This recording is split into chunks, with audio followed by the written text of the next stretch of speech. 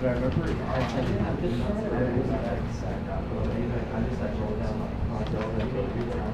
Hi everybody, how was the exam?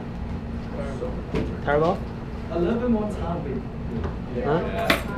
More time? A little tougher than the Like 5 more minutes would be good.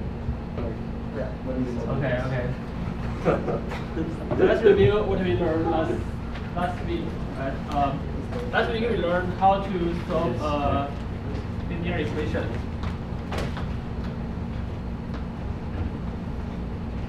And I don't want to give examples because the last problem in your quiz could be an example. So you guys all know how to solve a linear equation, right? And then last time we ended up with discussing the uniqueness of a solution of linear equation. So we still have 2 topics. So our first topic is uniqueness and its existence of solutions of linear equation.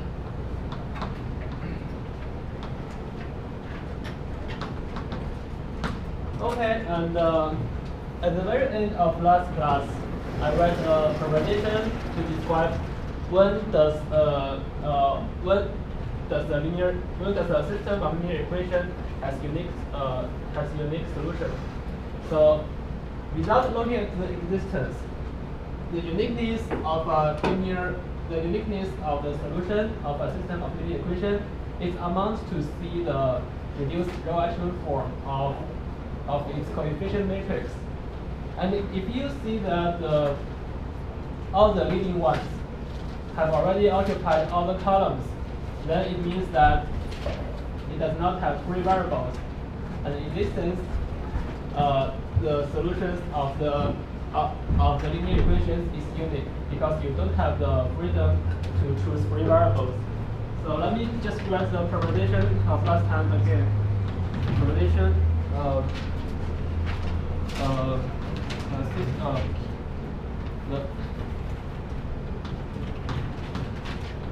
the solution of a linear system of linear equation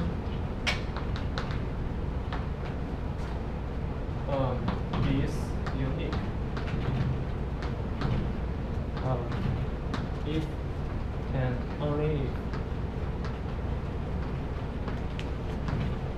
the leading one occupy all the columns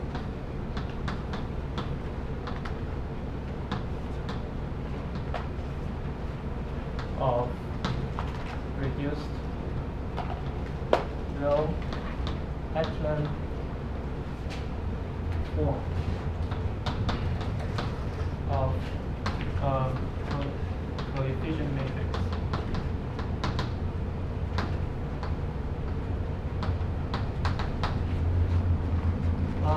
I kind of remember that last time I wrote that the rank is equal to the number of variables, right? And it is the same as this proposition because of the fact that the number of leading ones is equal to the rank, right? And the columns of the matrix is equal to the number of variables. So you have multiple ways to translate this kind of sentence. So this is a condition for system of linear equation to have the unique solution. Just remember that in this proposition we only discuss about unique, right? So the unique does not tell you that it exists. So the unique here means if it exists, then it's unique. So I only discuss unique in this proposition. Okay, so do I need to show an example? Let's check. Is this thing the same thing as its 4 rank? 4 rank on columns. Basically.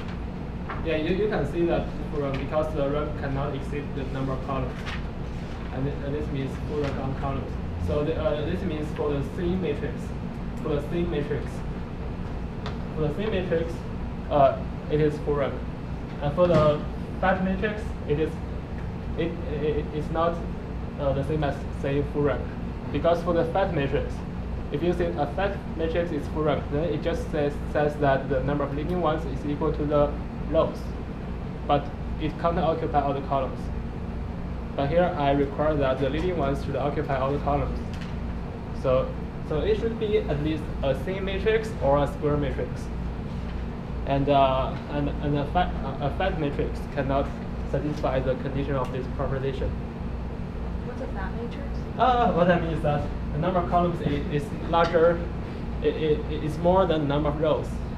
It's fat. It looks fat, right? Yeah, and if this matrix you want to reduce fat, and then you come to a thin matrix.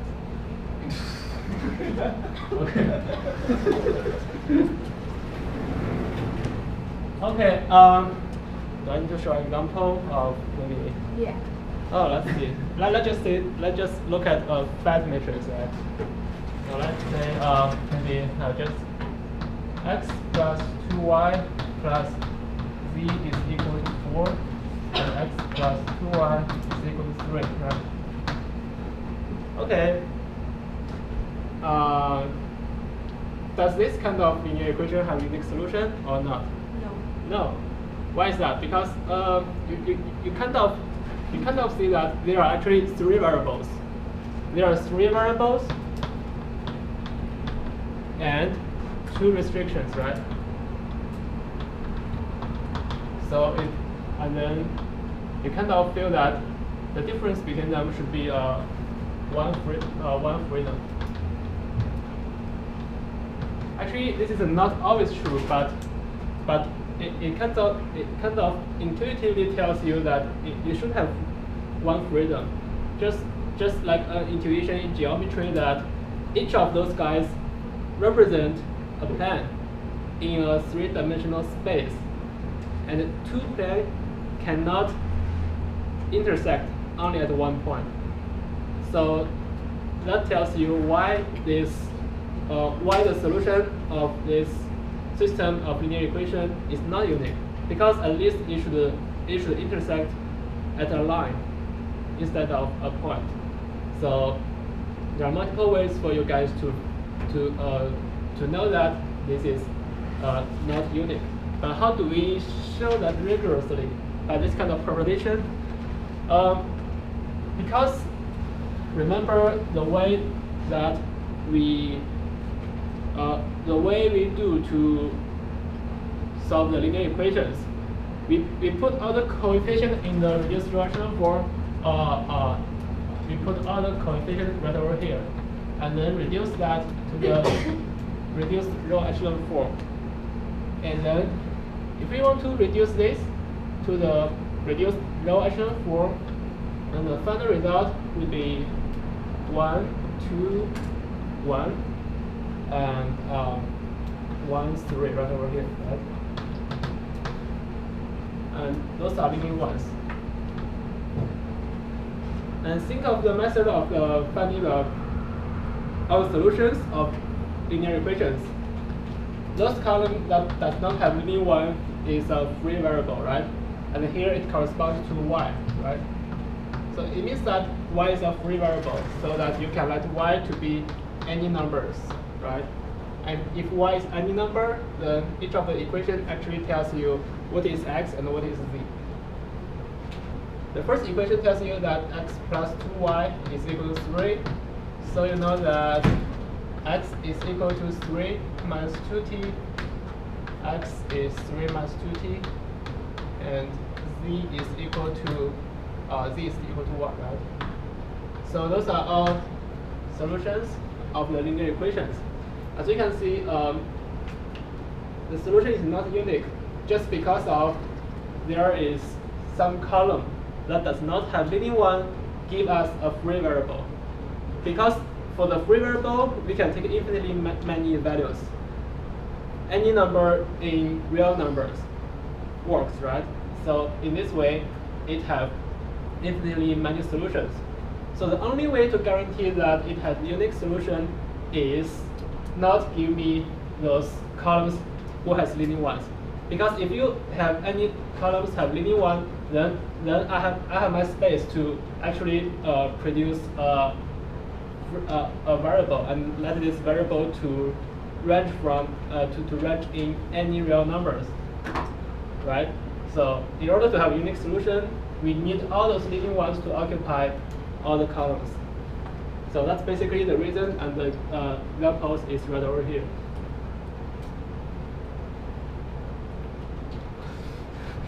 Question? Okay. So this deals with the uniqueness, and how about the existence? So actually, how do we know that this equation has solutions?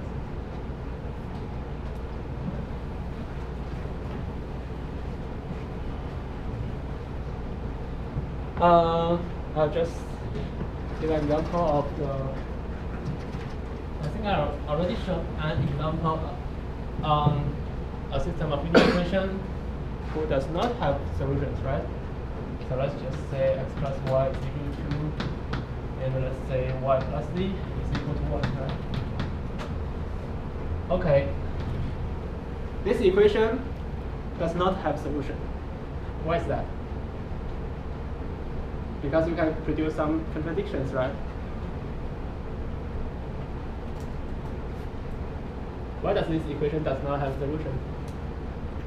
Add equation 2 and 3. Yeah, if you add those two, it tells you x plus 2y plus z is equal to 3, but the first equation tells you it's actually equals to 4. So this equation actually have no solutions. But why does it? Why doesn't it have? Why does it have no solutions? If you look at the reduced relation form, remember that the way to think of linear equations, we can think it by rows or by columns. And if we think that by the columns, it simply means that this 4, 2, 1, this column matrix cannot be written as 1, 1 times x plus 2, 1, 1 times y plus 1, 0, 1 times z, right? So actually, basically it tells you that if this system of linear equation does not have solution, it basically means that this kind of column matrix cannot be written as a linear combination of those 3 vectors. How does that shows in the reduced row echelon form? If you put all the coefficients in the reduced row echelon form, 1, 2, 1, 4, and 1, 1, 2, and 1, 1, 1, right? If you reduce that, that will basically gives you I'll see what it actually gives you.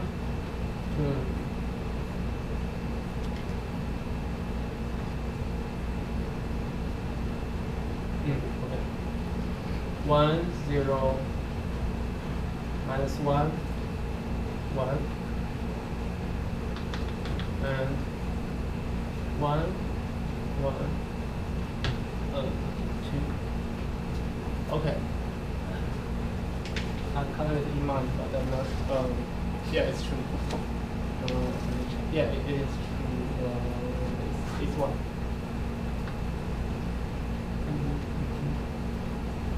Okay. Okay. Yeah. If you reduce that to the reduced rational form, you will see this kind of fact. And actually, because I told you that the row operation or row transformation does not change the linear relation on columns. So basically, we want to study those linear relations. It means that we want to study whether it can be written as each column multiply a number, right? So this number is kept if we do row transformations. So basically, the linear relations right over here is equal to the linear relations right over here. But at this time, as you can see, all those leading ones is right over here, right? And because the leading ones of the of this part of the matrix is exceeded by the how to say that in English?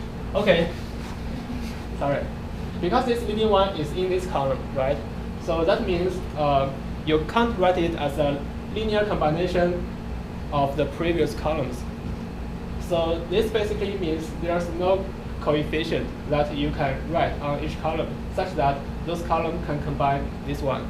So because the row transformation keeps the linear relationship on columns, so that means it's amount to say that there's no numbers such that can make this equation to be true. So actually, the condition for the existence of a linear equation can be described as the word by using reduced row echelon form. It amounts to say whether the last leading one comes in the last column of this matrix. If the last leading one comes over here, then it does not have solution. And for other cases, it has solution. So the existence of the system of linear equation can be described as follows. So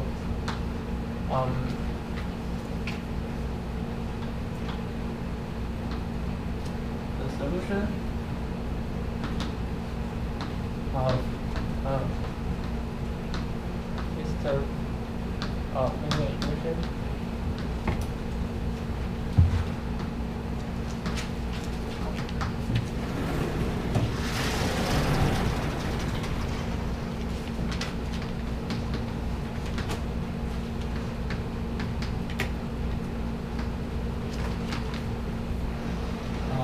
let's say it is as ax equal to b.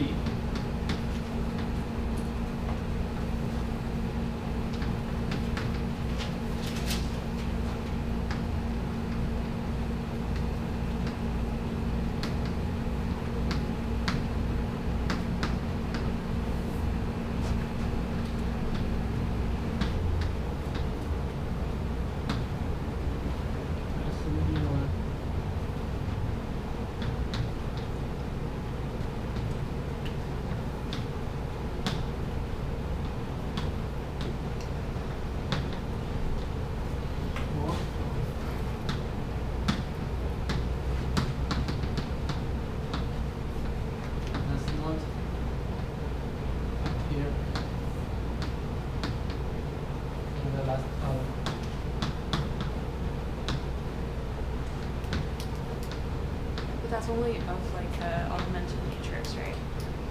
Augmentation matrix? Yeah. Yeah. Only if there's a dashed line. Say Like again. if there's no dashed line. There's no dash line? Yeah. Then you don't know anything. Okay. Yeah, because you have to make use this b, right? Right. If you change this b to be 0, all the way 0, right? It always has a solution. Because the 0 solution is always a solution for homogeneous linear equation. Okay. So actually, this b matters the existence. So why we use this b? And the coefficient matrix has something to do with the uniqueness. So this part deals with uniqueness, and this part deals with the existence.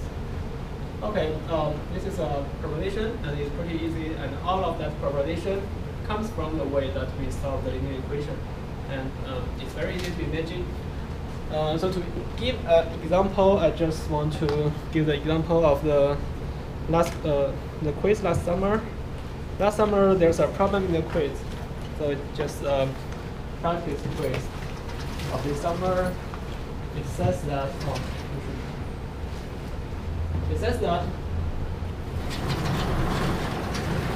it gives you a linear equation, and there's one variable that is to be determined, and I want you to determine the variable lambda such that this kind of equation have a solution, have a unique solution.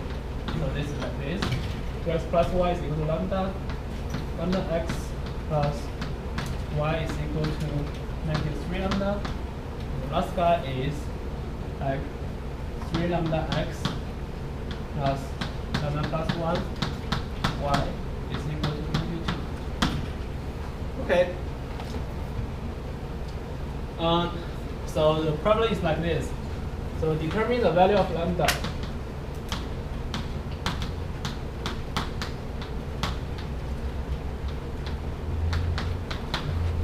such that the following equation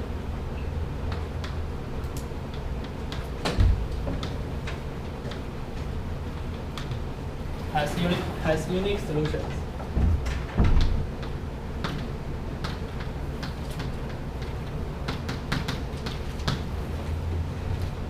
Okay, so we are working with the existence and uniqueness, because to look at the existence, it deals with the matrix A dash line B, right? So we put that into matrix and then try to reduce that to reduce row echelon form. So because lambda is a constant, it is a constant that we don't know the value and we want to determine it. So this lambda can always be used as a constant. So basically, we put everything into the matrix, and then try to reduce that to reduce row echelon form, and then look at the existence. We put everything here, so it's this column corresponds to x, this column corresponds to y, and here it is 2x plus y is equal to lambda. That's line over here, and lambda x plus y is equal to magnitude 3 lambda. And then the last line here is 3 lambda x plus lambda plus 1y is equal to magnitude 2, right? Okay, how to reduce that to the, basically to the reduced row echelon form? There might be some tricks, but the first thing you want to do is to actually kill the last row, right? Actually, there's an observation, because as you can see, here's a lambda, here's 1, and here's 3 lambda, here is lambda plus 1. Maybe the first step you want to do is always maybe kill this plus 1, and actually you want to keep this form so that it doesn't come with any other constant followed by 3 lambda. So the first step I always want to do is to use the starter row minus the third row minus the second row, say. So you have 2, 1, lambda, lambda, 1, making 3 lambda, and here's 2 lambda, lambda, and here's magnitude 2 plus 3 lambda, right? That's one over here. And after this step, you can see that the ratio of 2 lambda and lambda is 2 by 1, and the ratio here is also 2 by 1. So which means that you can use the first row to reduce the last row, so that you can get zeros over here, right?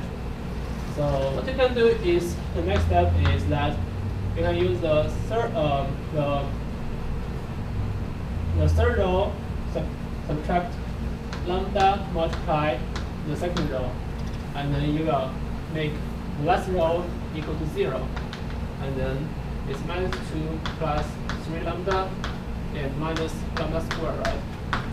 And here's lambda 1, here's negative 3 lambda, here's 2, 1, and here's lambda. Okay.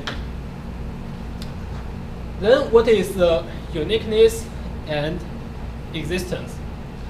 So by this proposition, as you can see, okay, we are actually going to reduce that to reduced row echelon form, but okay, let's kind of reduce that to the reduced row echelon form.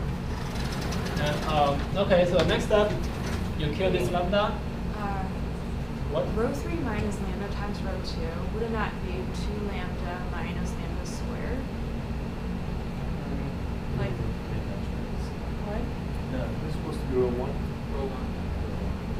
Row 3 minus 1. 2. Row 3 minus row 1? Row 3 minus 2 times well, lambda times row 1. Sorry. Row 1, yeah. Oh, sorry for that. Sorry for that. I'll give you some time to correct notes. So it's row 3 minus lambda multiplied row 1. And then we want to reduce that to the reduced row echelon form. Okay, so let's just kill this lambda, right? So let's do the row 2 minus lambda over 2 times row 1. Let's say it's 2, 1 lambda, and I killed that number, number is 1 minus lambda over 2. And then this is minus 3 lambda minus lambda square over 2. Okay. And then, right. Okay.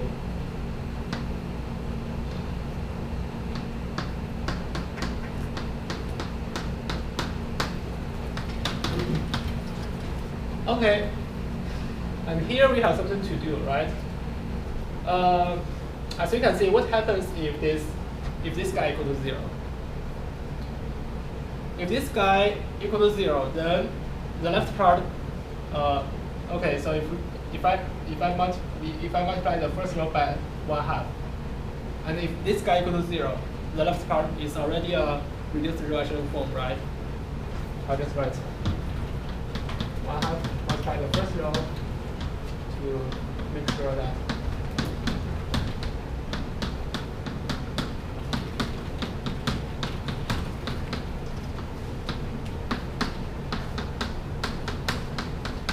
okay.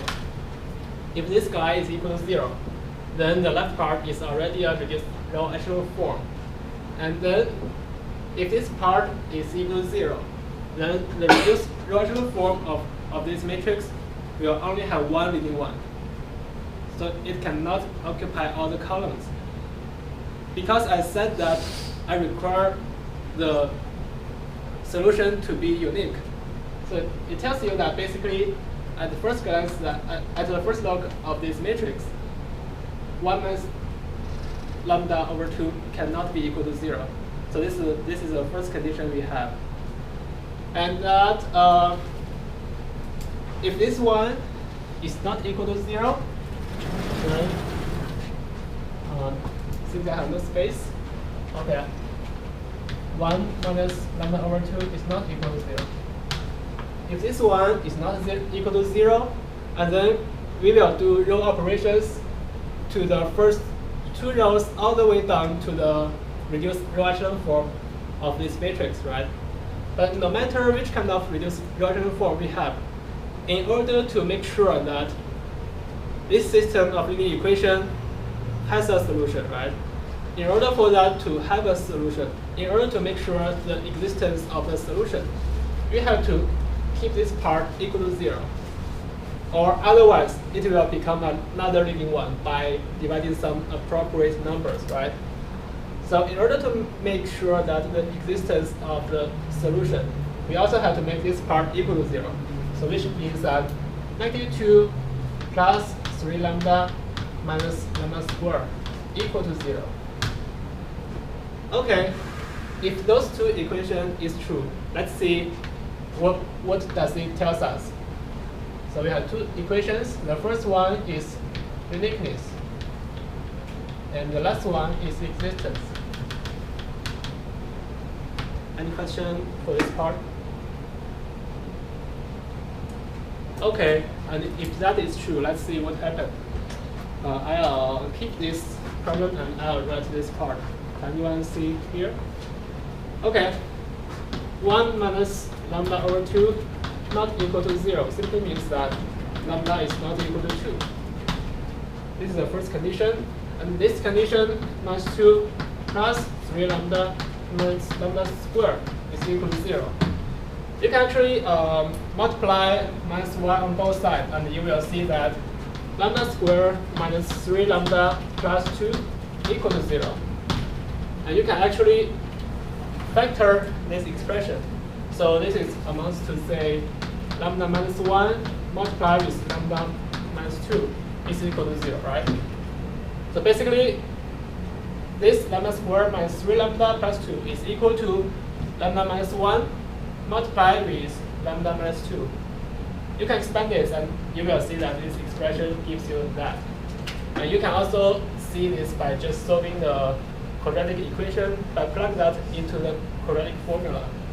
But all the thing I want to say is that the solution for this equation, for this lambda square minus 3 lambda equal to, plus 2 equals 0, the solution of this equation is lambda equals to 1 or lambda equals 2, right? So you have all the restrictions. The first restriction is the uniqueness. It tells you that the lambda is not equal to 2. But how about any other numbers? I don't know. Maybe any other numbers is true, but the only restriction is lambda not equal to 2 by the uniqueness. And the existence tells us that lambda can only equals 1 or 2. And because we want to keep both, because that we said that we want the solution of the linear equation have a unique solution, right? Have means existence, and unique means uniqueness. If we put those two conditions together, we will see the only possible value for lambda is 1. So then so afterwards the existence and uniqueness gives you that the lambda is equal to 1, right? And after that, you just plug lambda equal to 1 right over here and kind of solve the equation, and you can actually find the value of x and y, and that is a solution for this. So lambda is equal to 1 just means that x plus y is equal to max 3, 2x plus y is equal to 1, and 3x plus whatever is equal to 2. Any question?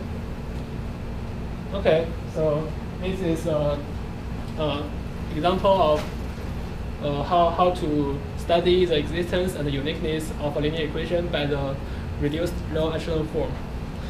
So 1 and 2 are both okay to be solutions? No. Only lambda equal to 1 works.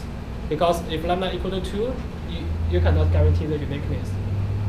Why not? Because I said that I see. I reduced to this part, right? Right. And if this guy is 0, then if I reduce everything to the reduced row echelon form, it would only have 1 leading ones. And 1 leading ones over here that does not occupy all the columns. Because you only have 1 leading one and 2 columns. Right? Okay, if there's no questions, we will start the next chapter. We will talk about the linear spaces. 3 minutes left, okay. Why?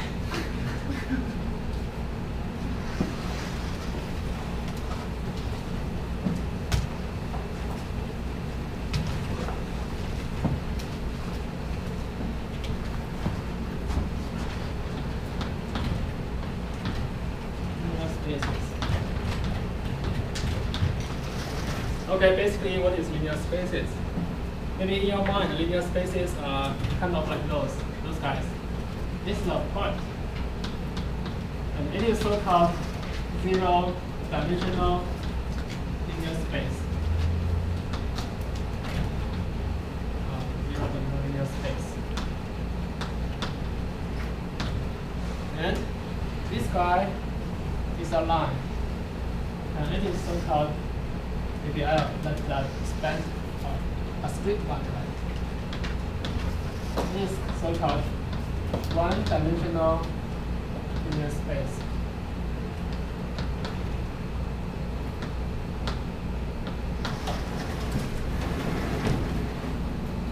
What is two-dimensional linear space? Okay. Draw that on the blackboard anyway. So, a pen. Put the origin and let that extend to the anywhere. This is so-called two-dimensional linear space.